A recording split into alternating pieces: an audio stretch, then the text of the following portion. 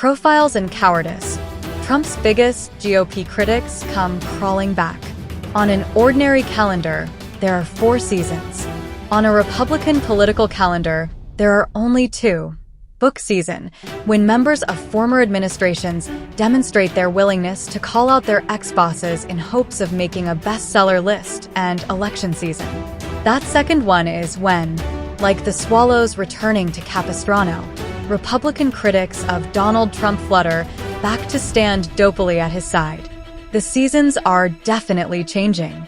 In the past week, several of those who have been ranging across the media landscape as Trump's biggest critics have come limping back into camp. What may be most eye-rolling is not just the cowardice they're displaying, but the way some are putting a cherry on top by trying to sneak back in without even saying Trump's name.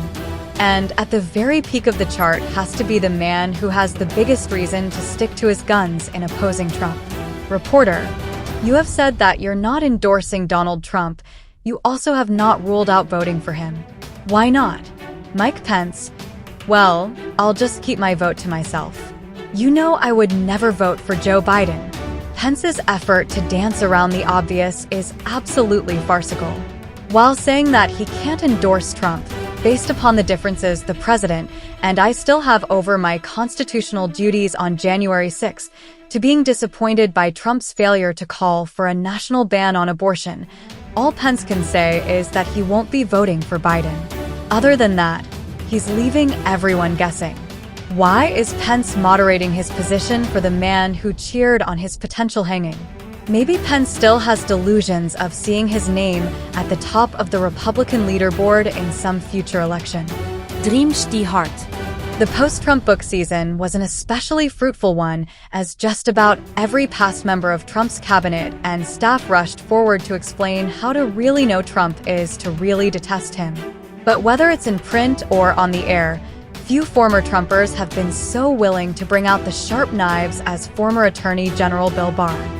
Barr has called Trump self-indulgent, out of control, off the rails, and nauseating. Trump has shared the love, calling Barr a gutless pig, lowlife, and coward. This week, Barr has made his move to prove Trump right.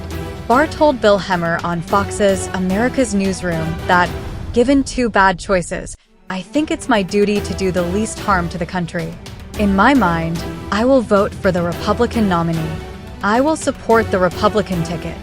That would be the same ticket that Barr previously called a horror show that would bring chaos. Why is he doing this? Probably because his future income is dependent on how many times he appears on Fox News. Then there's former New Hampshire Governor Chris Sununu, who is happy to explain how he's supporting Trump even though he continues to believe he's lying about the last election, attempted an insurrection, and may be guilty of multiple criminal offenses.